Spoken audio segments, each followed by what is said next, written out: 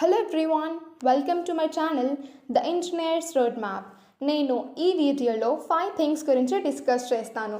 They are number 1 is VIT-EEE exam pattern, number 2 slot booking, number 3 VIT-EEE scholarship scheme, number 4 aptitude syllabus and number 5 English syllabus. So let's get into the video. ఇక్కడ VIT-EEE subject wise question distribution అయితే చూద్దాం. Number 1 is మ్యాథమెటిక్స్లో 40 questions అయితే ఇస్తున్నారు. ఫిజిక్స్లో 35 questions, కెమిస్ట్రీలో 35 questions, ఇంగ్లీష్లో 5 questions and యాప్టిట్యూడ్లో 10 questions. So ఓవరాల్గా 125 క్వశ్చన్స్ అయితే వస్తాయి.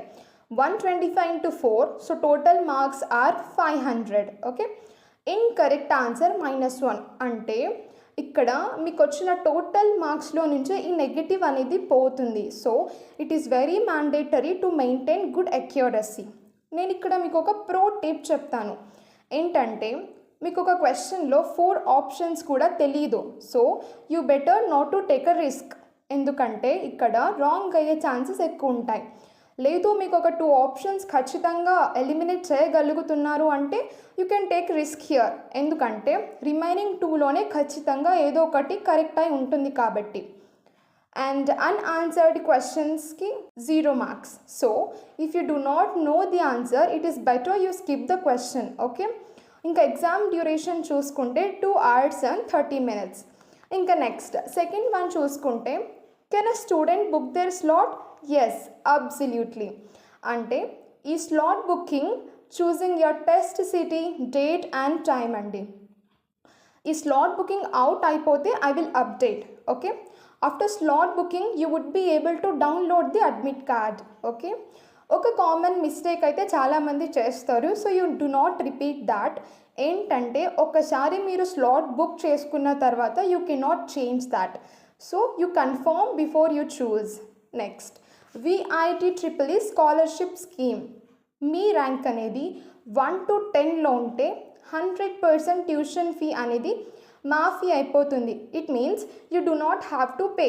అదే మీ ర్యాంక్ 11 to 50 అయితే 75% మాత్రమే ట్యూషన్ ఫీ కట్టాల్సిన అవసరం లేదు, బట్ రిమైనింగ్ 25% మీరు కట్టాలి.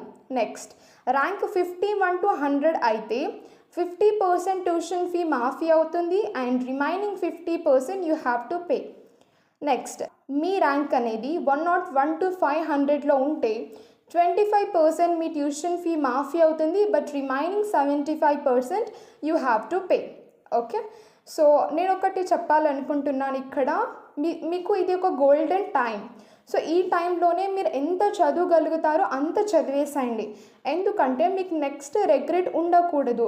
అరే నేను ఇంకా బాగా చదివి ఉంటే నాకు ఇంకా మంచి ర్యాంక్ వచ్చేది అనే రిగ్రెట్ మాత్రం ఎప్పుడూ పెట్టుకోకండి. సో ఇప్పుడే study as much as you can. Okay, so next aptitude syllabus. ఇక్కడ చాలామంది సిలబస్ చూడరు.